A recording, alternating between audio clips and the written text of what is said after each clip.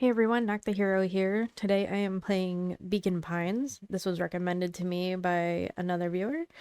If you have any other recommendations for games you'd like to see on this channel, feel free to leave a comment below, and don't forget to subscribe to the channel. Alright, Chapter 9, again. The devil you know. 7 months ago, Eleanor Van Horn crept down the maze of sterile hallways under perennial harvest. She stopped in front of the large steel door marked Deep Engineering. No turning back now. She raised a trembling hand. The stolen keycard worked as promised, and the door buzzed open with mechanical efficiency. She was immediately hit with the smell of disinfectant. It was some sort of laboratory. In one corner was a desk covered in papers. Across the room stood a tall metal pod with hoses protruding from its base. She rushed to the desk and began shifting through the piles of papers. They were experiment reports on something called Tempus liquamen. There were dozens of them. Every one stamped failed. Eleanor heard the sharp echo of footsteps approaching. She was out of time. Her eyes scanned the room, eventually landing on the strange pod. Muttering a curse under her breath, she dashed over and dove inside.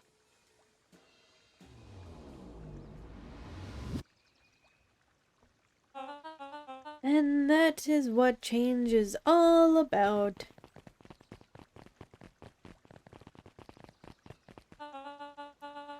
Grabbing the future by the scruff of the neck and making things happen. Change is a choice.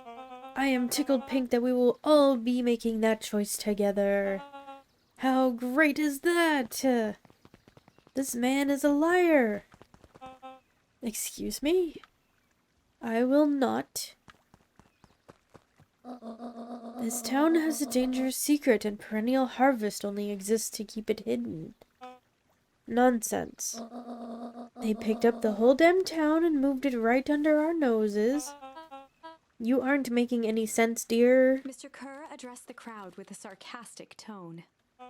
Imagine such a thing. It's absurd and just plain impossible. They promised they could fix the foul harvest. They told us they would clean this place up. We just had to leave town for a few days. But while they had us evacuated... Mrs. Hartford, I'm afraid I'm going to have to ask you to... You're afraid of a lot of things, aren't you? You sniveling little worm. This is growing tiresome. A little help, please. Don't you all see? This festival is a sham. An excuse to have the whole town gather in one place. They're planning something awful. I don't know what, but these people are wicked. Don't listen to her. She has absolutely no proof. I am the proof. I'm Eleanor Van Horn. Whispers filtered through the crowd. Well, aren't you just as sneaky as the Dickens? We all knew Valentine's fertilizer was too good to be true. Now this whole town is paying the price. Ladies and gentlemen, I am so sorry about this disruption. My associates will take care of this obviously disturbed woman somewhere comfortable, so she can get the help she needs. She's not the one who's disturbed. You two-timing clown. You all know there's something wrong with this town. It was just easier to look the other way. The truth is...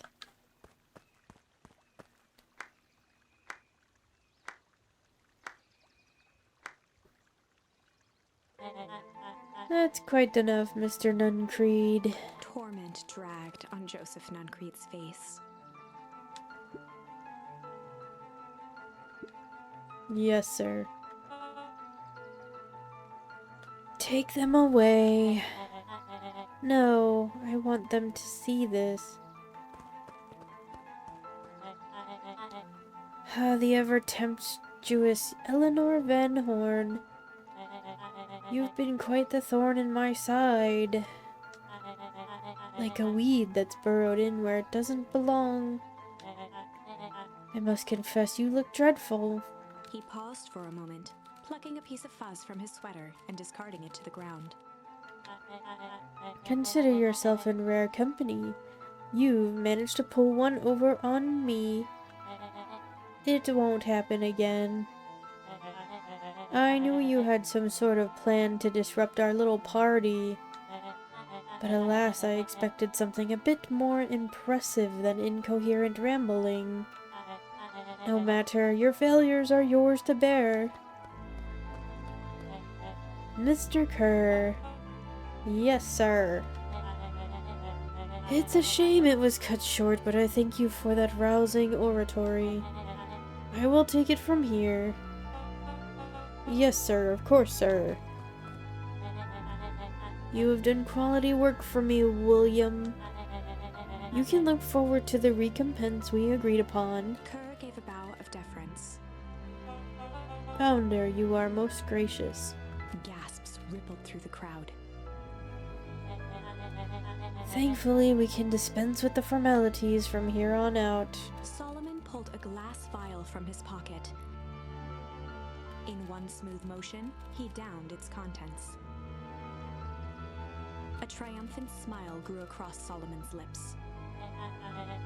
You can all call me Sharper Valentine.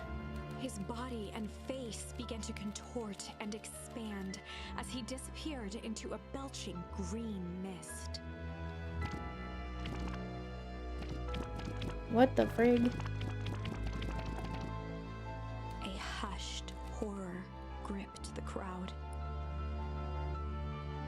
This is a story about change. What the frig?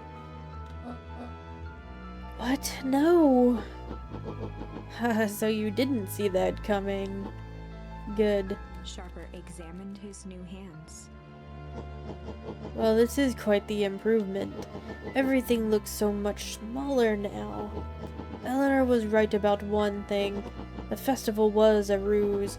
I wanted you all to witness my glorious return with your own eyes. Why does everyone look so downtrodden? This is a celebration, people. Maybe it would help if we set the mood. Mr. Kerr, be a dealer and reveal the sign. Ha, wonderful. Sharper choked out a crude squawk of a laugh. Frustrated grumbles sprinkled through the crowd. Sharper, you malicious bastard. I'm glad you're back so I can tell you to your face you destroyed this town. We ain't gonna let you get away with it again. Sorry, this is not the time for audience participation. Some assistance, Mr. Kerr. William Kerr gave a subtle nod to the clipboards. You coward! Does anyone else have something to contribute? A helpless quiet settled over the crowd. I thought so. Did you all truly believe you could be free of me, a town of complete and utter fools? You people should be celebrating my return.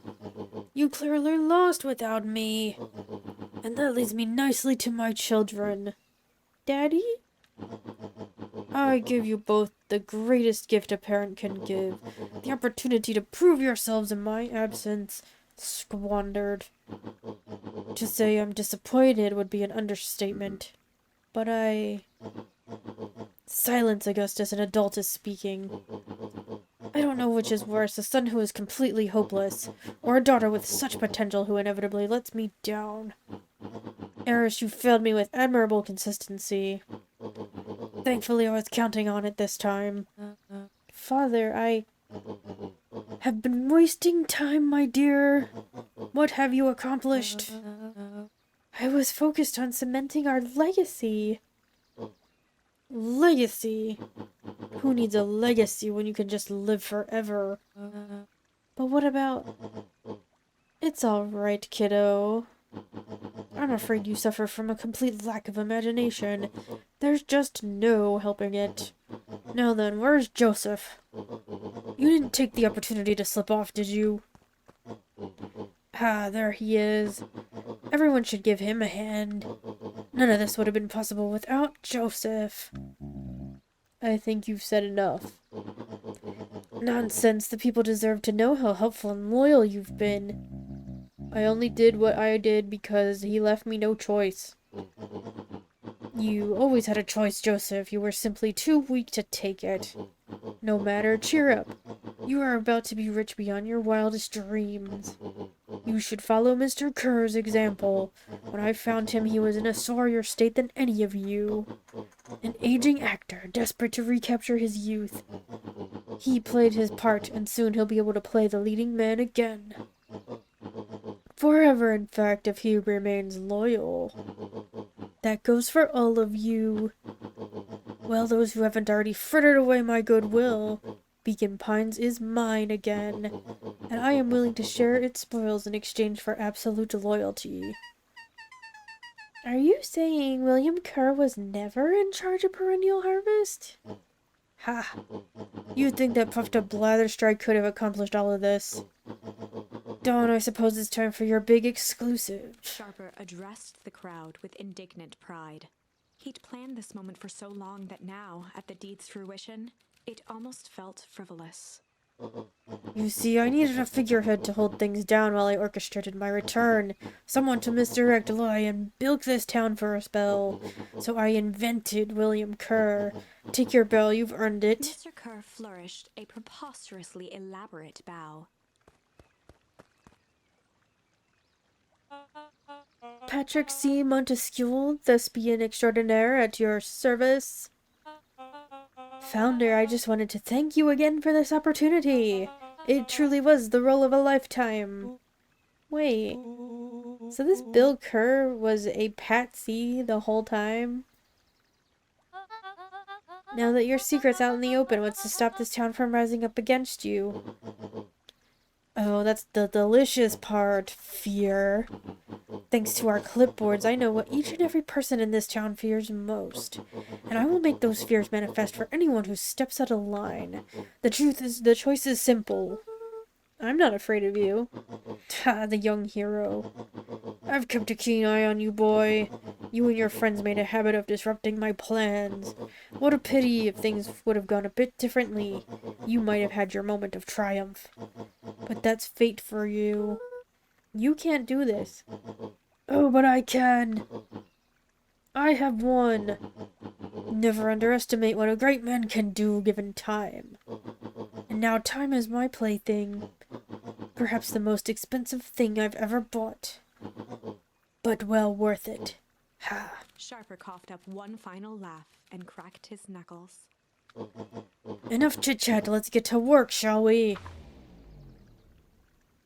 And so, Sharper set about remaking the town in his own image. What? The fertilizer factory soon reopened for business. Sales rose steadily as more and more farmers across the countryside began to swear by its miraculous properties. Beacon Pines became famous, a secretive town that, for the right price, shared its gifts with all. Gifts that became more and more necessary in a world where winters grew longer and longer. The end. I don't know, I feel like there's still a bit of mystery going on here. This is wrong, but things are becoming clearer now. You can feel it, right? We can't let Sharper win. He might just be the key to this whole thing. Let's see. I did get another choice, so where is it? There it is.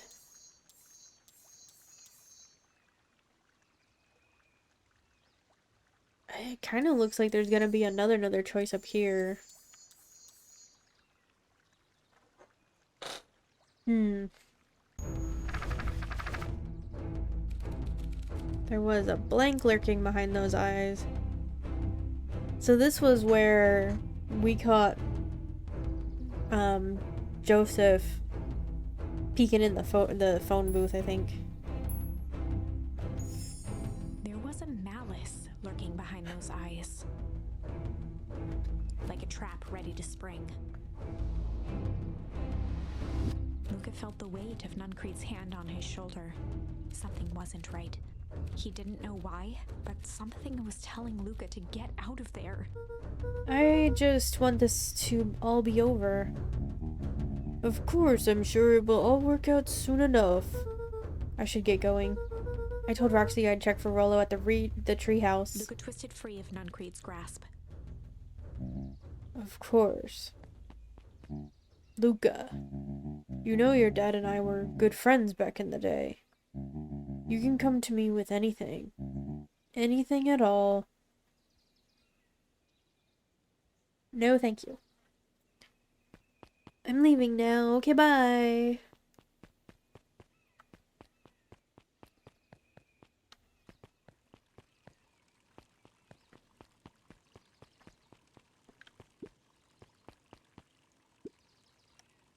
These festival decorations are a bit humdrum.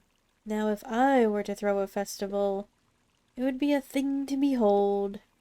I agree, this is all more than a little sad. It's worse than sad. It's boring. What if we did a little something to spice things up? I'm listening. You know that festival sign waiting to be unveiled?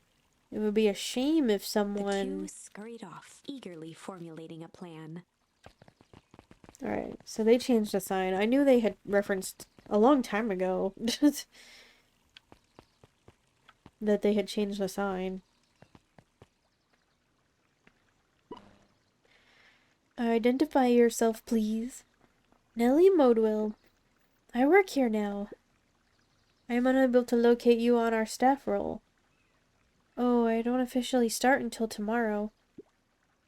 Mr. Kerr said I could come in early tonight to get a few things done. Hold, please.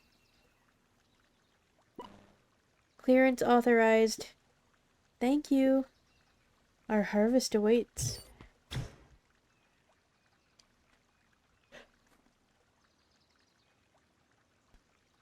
Yeah, that wasn't creepy at all.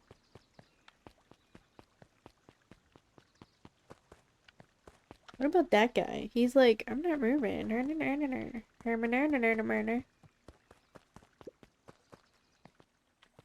I have the last thing yet?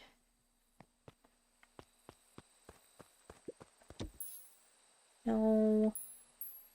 Luca stuck a those things always get. I swear there's one more thing. Or something. I don't know.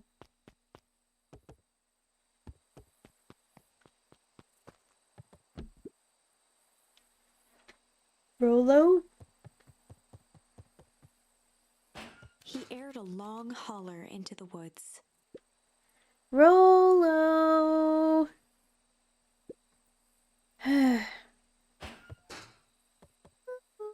Rollo, wherever you are, I hope you're okay. Luca felt his eyes getting heavy and plopped into the beanbag. He conceded to its lumpy embrace.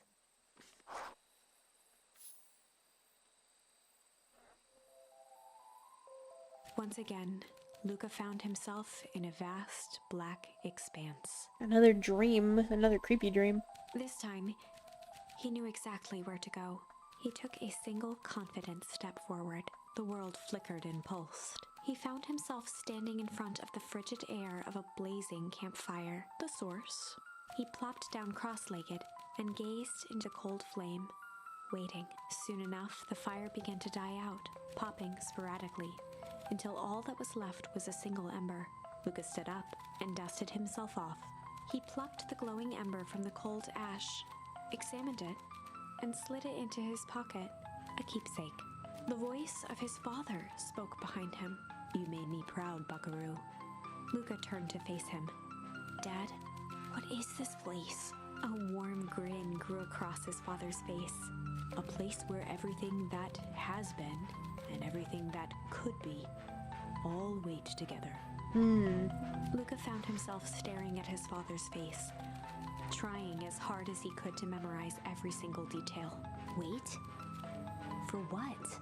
Another voice spoke out as Luca's doppelganger stepped forward. "That's up to you." Without knowing why, Luca began to weep. Is any of this real? Are you real?"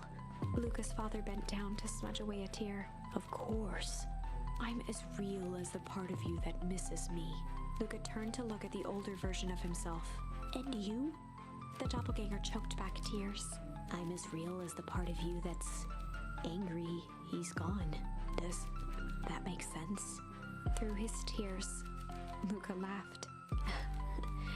His father pulled him in for an embrace. Time to go, buckaroo. No. Luca was startled from his dream by a banging on the floor. Are you in A there? commanding voice rumbled from below. Just as Luca sprang to lock the entry hatch, the door knocked open. Chapter 5. Oh, man. Chapter 5 again! How many chapter 5s are there? Dangers big and small.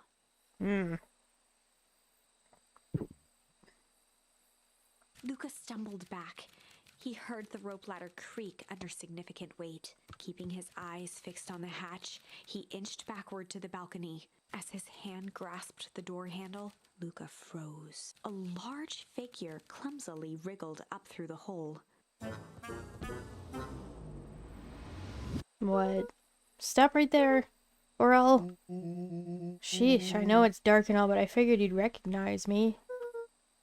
Who are The you? large figure cocked its head inquisitively. Stop now or I'll clobber you with a baseball bat. Whoa, take it easy. Luca, you need to get your eyes checked. It's me, Rollo. Nice try, but I know you aren't Rollo. You're like one of his random uncles or something. Where is he? Haha, uncle. Luca, quit messing around. It's me. If it's really you, prove it. Flaming chicken coop, Luca. Luca's jaw dropped. He peered more closely at the man standing in front of him. Something about him was undeniably Rollo, only bigger, older, changed. How? What happened to you? When I was running away, I ran into more people in those yellow suits. They grabbed me and dragged me away. What? Where did they take you? Don't know, they threw a bag over my head. It was cold and smelled like a swimming pool. I think it was an underground lab or something. They made my hands all big, look. Rollo proudly presented his hands to Luca. Pretty sweet, right? I mean, it wouldn't be my first pick for a superpower, but beggars can't be choosers. Rollo, it wasn't just your hands. My feet, too? Dang, Pa just made me new shoes. Wait, Luca, why are you so small? Luca moved to the side and pointed Rollo to his reflection in the balcony window. What His the? hands shot up to his face. Holy Toledo! It made me drink some sort of green crud. Ew. Actually, it wasn't too bad. It kind of tasted like licorice. I passed out and woke up like this. And then I sorta smashed open my cage and escaped. Whoa, you smashed open a cage? Kinda. At least I think I did. It's all a bit of a blur. They had you in a cage. Who are these people? I don't know who did this to you, but we're gonna fix it. Fix it? This is awesome! Well, I'm just glad you're safe now. Luca, you don't need to worry about me. Sure, I got snatched, but look at it this way. I got snatched. I know where snatched people go. We may finally have a lead on what happened to your family. Maybe you're right, but this all seems dangerous. Danger, ha! Rollo shadowboxed a few jabs. I'll take them all on. Hey, fellas, what's up? With a yelp, Rollo dove behind Luca. Ah! Did I come at a bad time? Who the heck are you? This is Beck. Sorry, something truly bizarre just happened and I need help. I don't know where else to go. So, you're just hanging out here with your large adult friend? No, this is my buddy Rollo. This is your missing friend. One and the same. He seems a little old. I'll have you know this is a recent development. What the heck does that mean? Oh, I'm sorry. You're the one who just showed up out of nowhere. So we'll be asking the questions here. That's fair. How did you find us? Your silly little treehouse?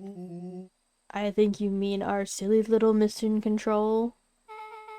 I hate to break it to you, but your secret path isn't so secret.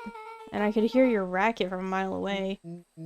See, Luca, this is why we need to improve security around here. Not now, Rolo. Beck, you said something bizarre happened? Yeah, but... She shot a nervous glance at Rollo. Anything you can say around me, you can say around Rolo. This has been a weird day all around, hasn't it? Yep. Beck's eyes narrowed. Okay, so it all started when I made it back home. My first order of business was to try to salvage my hair.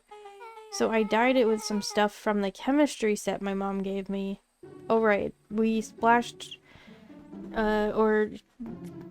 She got splashed or something with the green stuff. Okay. Just need to play it cool. And hope no one notices. Notices what? Oh, nothing. I was just... Come over here and let me have a look. Oh, honey, what in the world did you do to your hair? I just kind of felt like a change. This is going to take forever to grow out. You were the one who said that change was a good thing, right? I was talking about your mother's new job. I was talking about us moving. Well, I guess I just took your lesson to heart. Ilona tried to put on a smile. Before I forget, I came up here to tell you that Nellie had to go into work. Tonight? Her and Mr. Kerr decided it would be good for her to get some things done before tomorrow. That Kerr guy seems like a grade A creep. Beck. He is in his weird cult of personality. You are not going to ruin this job for Nellie. It means too much to her. Oh, I know exactly how much it means to her. It means enough to her to exile her daughter with this podunk town to this podunk town. This place sucks. The people are weird. You just don't know them yet. It's always cold. We're in the mountains. You'll get used to it. I can't even pick up a single decent station on the radio. It's all banjo music and farm reports. You know I grew up in a town not that different from this one. Is that why you're better at talking to plants than people? Okay. So here's what we're going to do. First of all, you're grounded. What? In the morning, I'll have Nellie come and see what we can do about fixing your hair. You need to look presentable for the festival. But not another peep. She sighed, and after a moment, looked down at Beck sympathetically. I know moving is hard, honey. That doesn't mean you have to make yourself miserable all the time. Other people seem to have that covered for me. Oh, and if you decide to rebel by dyeing your hair more... She flashed a sly grin and tousled Beck's hair. I'll just shave it off for you. Think of how rebellious you'll look then. Very funny. Thank you. Good night, sweetie. Good night, Mom. Wait. First of all, this town does not suck. Second, you needed help because you got grounded. No. I'm sorry you got in trouble. It's my fault your hair got screwed up in the first place. Don't worry about it, I actually kind of like this look. Great, can we get back to the story now? The next part is the important bit. I have this radio I upgraded with my mom and I was too angry to sleep, so I tried to dial in something worth listening to.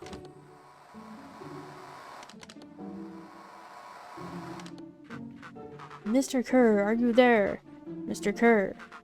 Yes, I'm busy, what is it? Apologies, I have the founder on the line. Patch him through immediately. One moment. Hello, sir. It's so nice to hear from you. Skip the pleasantries. What's your report on our new lead researcher of deep engineering? Ellie Modell seems to be integrating nicely. At this very moment, she's working to help us meet our deadline. She offered to work overtime before I even had the chance to suggest it. Excellent. And you have faith that she's capable of finishing the work left by her predecessor? Her work must be complete before the festival. I will make sure she stays day and night until it's accomplished. Good. You know how I feel about loose ends. Yes, sir. Once she has finished the work, we need to make a determination regarding her long-term prospects in the company. Immediately, sir? I usually have more time to fully bring people into the fold. We are in the end game, Bill. After your failures with Dr. Prescott, I can't afford to take any risks. Of course, sir. No loose ends, sir. Once she finishes the work, she will either leave the office completely committed to Perennial Harvest, or she won't leave at all. Perfect. Sir, if I might suggest, maybe we should delay just for a bit. Oh? It's just we seem to be rushing to hit this festival deadline, and rushing into things has caused some issues in the past. I see. Please understand that I just want what's best for you. I'm eternally grateful for all that you've done for me. Bill, I'll make this very clear for you. I brought you in to make things run smoothly, not to have opinions. Of course, sir. Chin up, Bill. You're only a few days away from having everything you ever dreamed of. Yes, sir. Thank you, sir. Whoa. Yeah. Just so we're clear, when they said loose ends, they were talking about murder, right? Like, actually killing someone? Capital murder? Luca gave Rollo a quick elbow to the ribs. Who is this founder? I was hoping you guys would know. Nah, as far as we know, Kerr is the top banana at Perennial Harvest. He sounded scared of this founder guy. So we have an even topper banana on the field? What the hell is my mom caught up in? Has she talked about the job much? Not really. She said she was going to come in and continue the work of someone she respected. Luca, do you think that body at the warehouse was the person Beck's mom came to replace? That would make sense. Beck, it seems like Nellie's predecessor got, loose-ended. I'm getting that impression. Okay, so we need to get your mom out of there before the festival happens. 2 days away. Won't she just come home after work? The creep on the radio said they were going to hold her there until then. So if she's not coming out, we gotta go in and get her. Beck flicked a large sheet of paper out of her pocket and slammed it on the floor. Maybe this'll help. You have blueprints? Well, it's really just a welcome map from my mom's PH orientation day. But it shows a layout. Sure looks like blueprints to me. Look, here's the reception area. There's a big room marked Founder's Office. Even has the exits marked. Guys. We have a deadline. We have an objective. We have blueprints. You realize what this is, right? Rollo started to wiggle with excitement. I think we're heisting. This is officially a heist. Chapter 6. Well, that was a long exposition.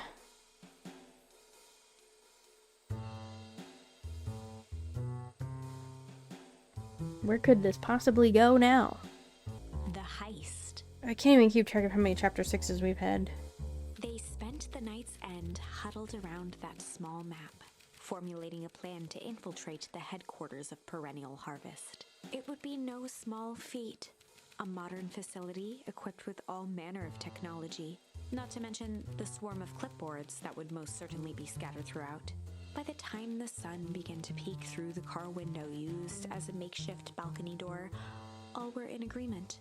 This could just work. Great The confidence. day before the festival would be used to prepare. They'd need to pool every resource at their disposal, pull every favor with a thread.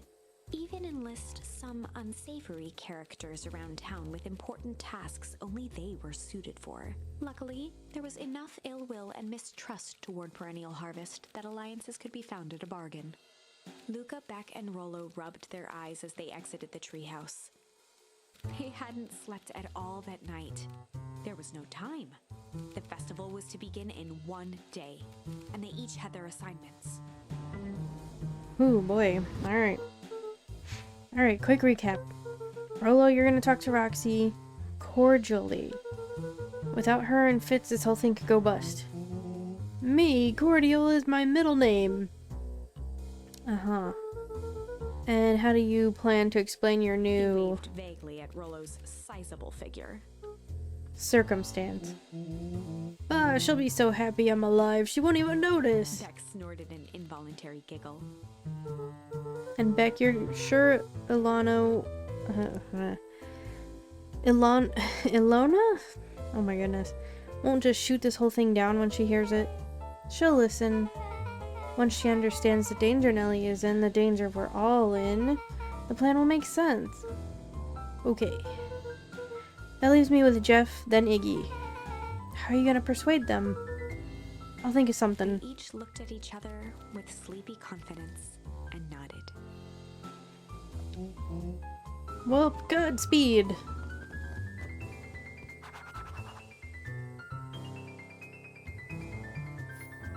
Okay. Ugh. Ugh. I don't think I've gotten any new charms, so...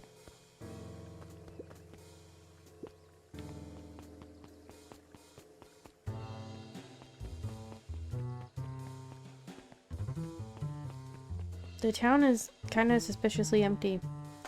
Undaunted, he shook his head. Over? No. Endings are merely a state of mind. This doesn't end until I give up. Wow. I admire their conviction, but can he really pull through? I hope that that is not foreshadowing.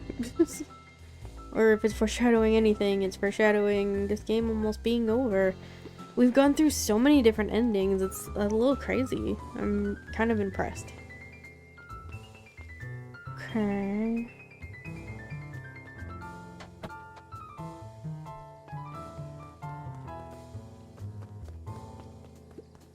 The road leading to Beacon Pines was long and a sort of natural barrier for the impatient.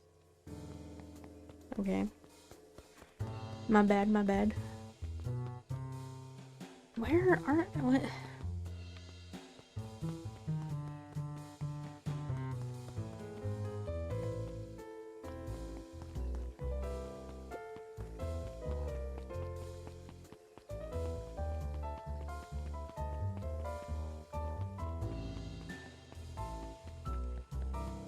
Am I going down here?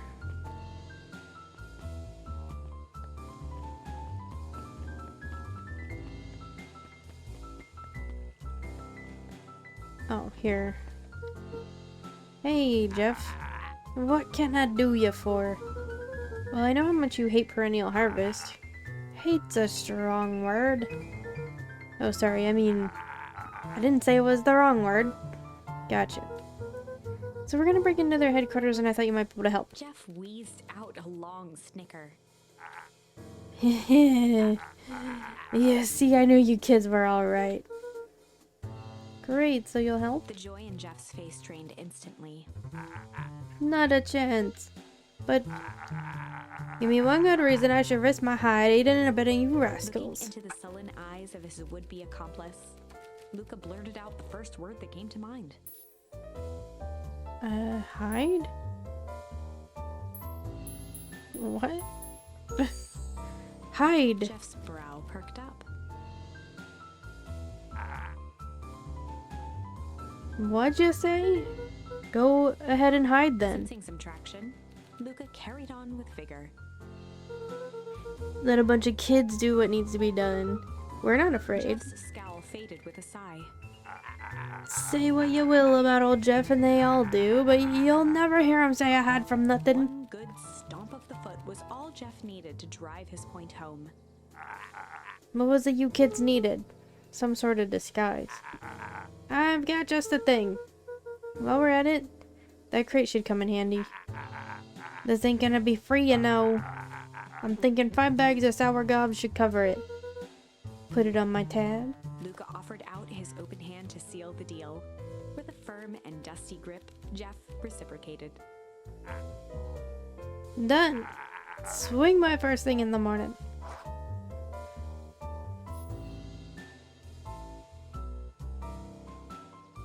Okay.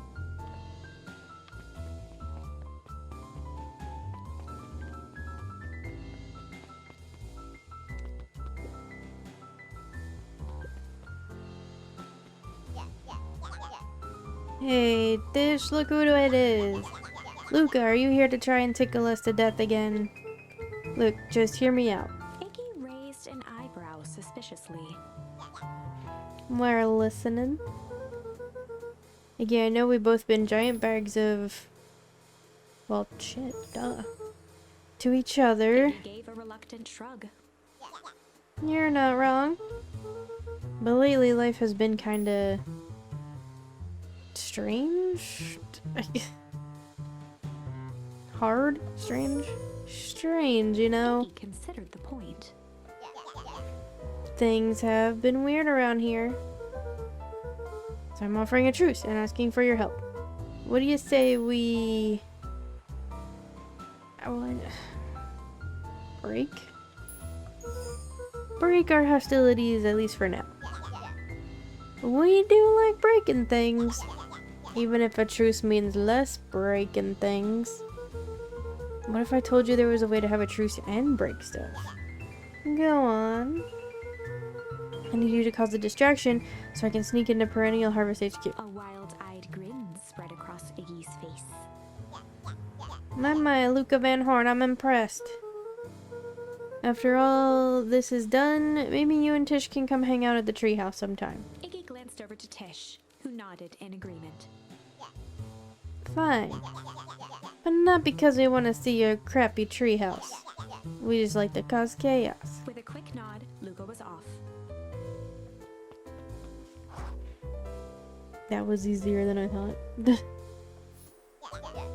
Did you hear that, Tish? Iggy gazed up at Tish with a smile.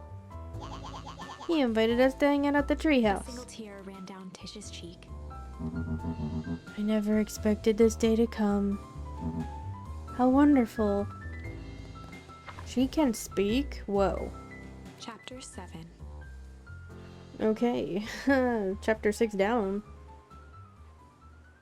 Hopefully this means pretty good progress. I feel like the next one might be a long one though.